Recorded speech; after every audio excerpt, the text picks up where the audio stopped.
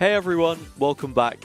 This week's interview is with another EMEA Ascension candidate hailing from Portugal, but now calling Polaris his home. With the opportunity to best Tier 1 opposition in Red Bull Homeground next week, I spoke to one of FOKUS's new signings, Fizzy. Welcome to the channel. If you could introduce yourself quickly to everyone, how are you doing?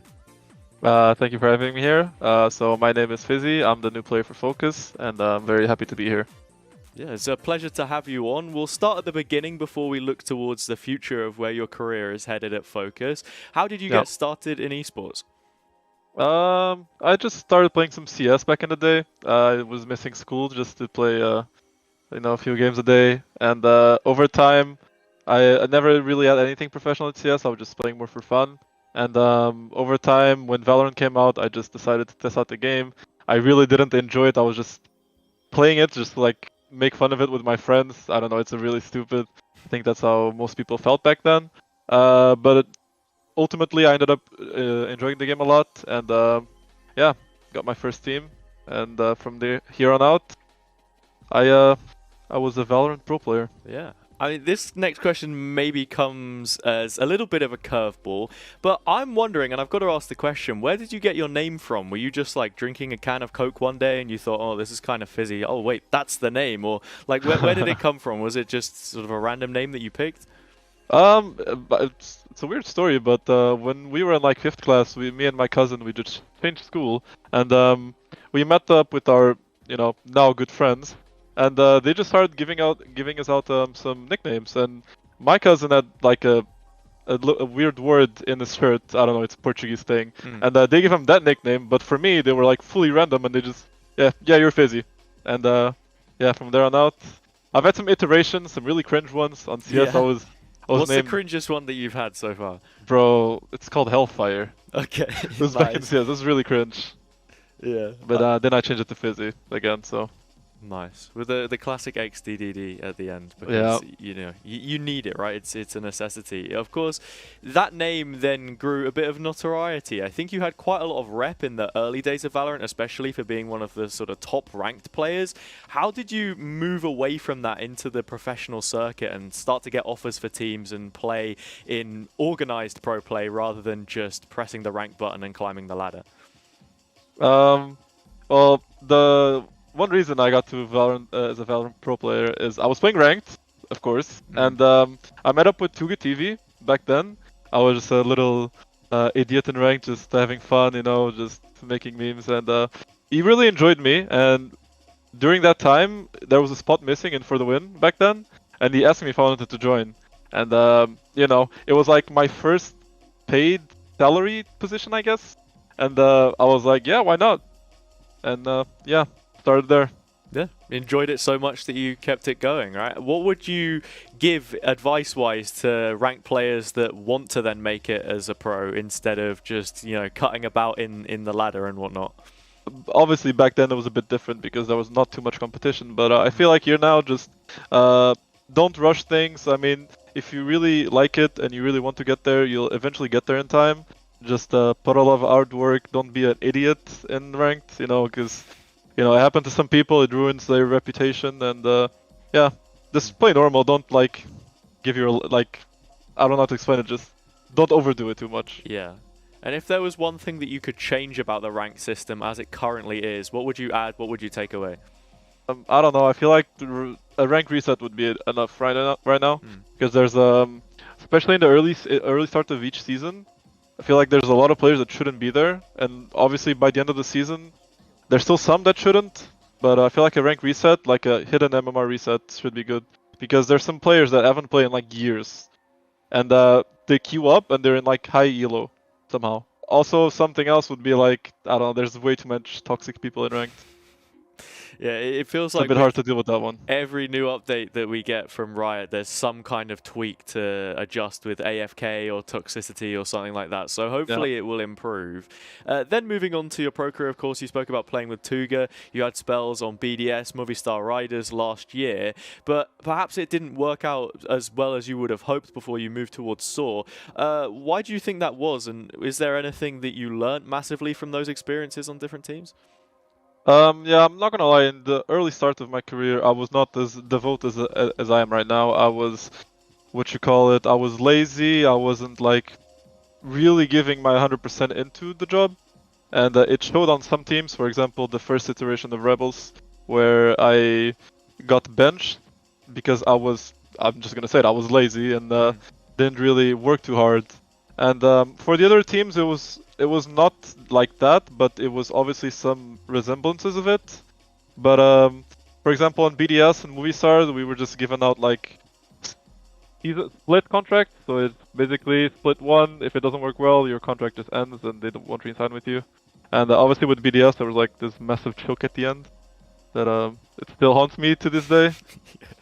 Because we could have went to like I think it was VRL promotion tournament, something like that. It was like the game against Vitality would it have been like later on in the playoffs, and then from that point onwards it would have been a final against Mad Lions or something like that. I can't really remember. It was not that split. Back then it was Sector 1 against like the Sector 1. And we choked like a 2-0 lead, then it went to like 5th map and we choked the 7-1 lead. It was pretty rough. Yeah, no, it definitely sounds rough. But Saw was a success story by all accounts. What do you think it was that made that team so great to be a part of, and how you were able to go so far in Ascension? I don't know. Bati came up to me with the idea back then, because obviously I just finished like my second contract with Rebels, and he just asked me to join them, and I was like, why not, just start fresh, give myself a new opportunity to be back at top of my game. And I don't know, I think what worked out for us is that not only we were teammates, but we were good friends. There was like any type of egos involved. We were just there wanting to get better day by day and wanting to put Portugal on the map, and that's exactly what we did. Speaking to Tomazi, he echoed your thoughts exactly, that it was that group of friends. You had the Arosh team before as well, that core was built from. So, yeah, it was fantastic to see, of course. Saw also winning back-to-back splits, one of the few teams in Ascension that actually had done that alongside others.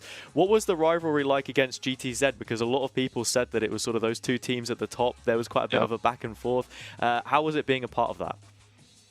It was pretty fun, Like everyone knew each other. We were not like enemies outside of the game. Most of us were friends, but it was pretty fun. It was a healthy rivalry. I think, unfortunately, that was the only level of competition we had on that league, which I think maybe affected us overall in Ascension, like the group, like the playoffs, because obviously we were just used to playing against one good team, while the other teams, for example, Digital Athletics, they had like the Titans of Turkey to fight, and Polaris, all those kind of things. But it was super good. It was super healthy, and it was fun. It was fun beating them twice online. Yeah, I mean, you spoke about Digital Athletics there, for example. That was a team which came together in the second split of Turkey and didn't win the first split, whereas you obviously had that repeated success.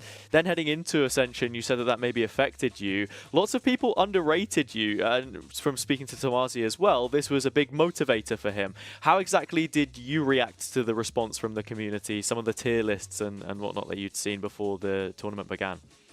Well, I was talking to them about this when we were bootcamping and the list came out. It's like, I don't really blame them, It's like, we came from a really poor region. We have players that were not really well known. For example, like Daviage. I don't think he was in like anyone's radar, and look at him. For me, he's like such a good player, and I hope he gets the team he deserves. But like I was saying, I don't blame them putting us on like C tier, for example. It's like, I completely understand, but I mean, hopefully now we change their minds. Yeah, I think you definitely put your names in the conversation now, and you're moving your way up in the scene.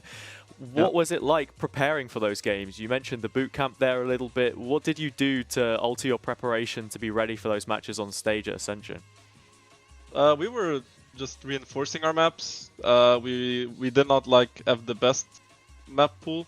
We had a lot of good maps, but we also had some worse maps. For example, our Ascent, we never won it in Prax. Like, never. We had to change like 8 comps, not even kidding, like 8 comps until we found the right one. And yeah, after that we got the assistant coach to come in to help us with the preparation for like the anti-stratting and such. And it was helpful. It helped us a lot in the group stage, and yeah, just a whole lot of anti-stratting and prac time. Yeah, I mean, different players have different routines when it comes to then stepping up onto that stage, and I know it can be a bit of a culture shock for people. Was there anything that surprised you the most about being in that environment in comparison to those offline games at home? It's completely different when you enter the stage and the crowd is like, we had a few fans there, very loyal fans, and hearing them chant like the Portuguese anthem, like when you go in, I was like, every time we were like in the circle before like the game starts, like we were like cheering each other up, I was like, tears in my eyes. It was like so amazing. And when you're playing and you hear them like screaming behind you, and you also, for example, you see the Gentlemates fans, they were crazy. The atmosphere in that Coliseum was crazy. It's much different than the offline games for sure. You said there about having sort of tears in your eyes and whatever, and you could definitely see at the end after the defeat you were one that maybe took it the hardest. Would you say that you're quite an emotional player, or someone who just in the server you keep a level head, but then out of it you can really express yourself? I guess you could say that. I would say I'm an emotional player, but I try to keep 100% in game, like try not to let my emotions take control. But obviously at the end of the defeat, it was, it was like 9 months of hard work and you just lose. I'm not gonna say in the final step, but it's like we were very close to it, and it just, because I knew like deep down it could have the potential to mark as like the last game we played as a team, and it really sucks because I wanted to stay together with them, obviously, and make it another year in Ascension, but ultimately it wasn't meant to be. What was the biggest thing that you then learned from the whole experience being at Ascension with the team, perhaps from other teams that you played against, people you met, spoke to, just the experience as a whole? The biggest thing I learned is just work hard. Work hard. We worked hard for 9 months. We worked our asses off, and it paid off. And if we could do it, I'm sure other teams could do it. Obviously, I'm going to do it even harder this time, so this time I don't lose in the quarterfinals. But it's just an experience that pays off. Like meeting people that I've spoken to online, they're just not faces behind the monitor now. Like I met them, I enjoyed being with some of them.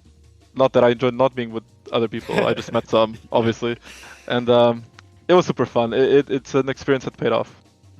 So now we move on to the next chapter of your career, of course, and this will probably be one of the first interviews that we see since you have joined FOKUS. Congratulations, firstly, on the move. How does it feel to be a part of this new team? It feels great. I've been with them for like, I would say 1 month now, and it's just, the environment is amazing. There's definitely a lot of different personalities. Some are like more quiet than others. And it's super fun because I've never really spoken too much with any of them. I know most of them, but never really spoke to them. And seeing this side of them, like in a team, is super fun. And I cannot wait to see what awaits for us. You would have obviously taken part in multiple sort of early off-season tryouts. What is the most important thing you look for as a player when you're trialing for a team? I think sometimes it's easy to go from a coach perspective and say, okay, we want this and this and this out of a player. But from that playing perspective, what is it that you want from your coaches and want from the teams that you're trying to join? Obviously, what you would want from them is like the same mindset as you, or maybe an even better mindset.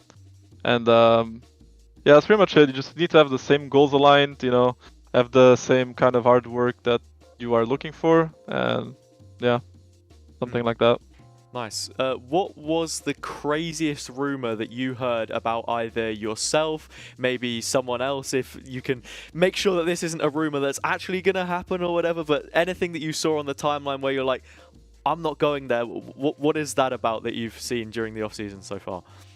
I think about myself, there was not really any rumor. I can just say it now. I did not have like a single tier 1 trial during this off season, which to be fair, I was pretty surprised because I felt like I've done enough to at least get a trial. I don't think I've really heard any crazy rumors about any other people. Yeah. Oh, fair enough. Pretty sort of cozy living for you then, just getting on with it, signing on to FOKUS. Why FOKUS then? I think it's an important question to ask. What was it about this team and this environment that you felt was right, and definitely the one that you should be moving on to for 2024 and your aspirations to make it to tier 1?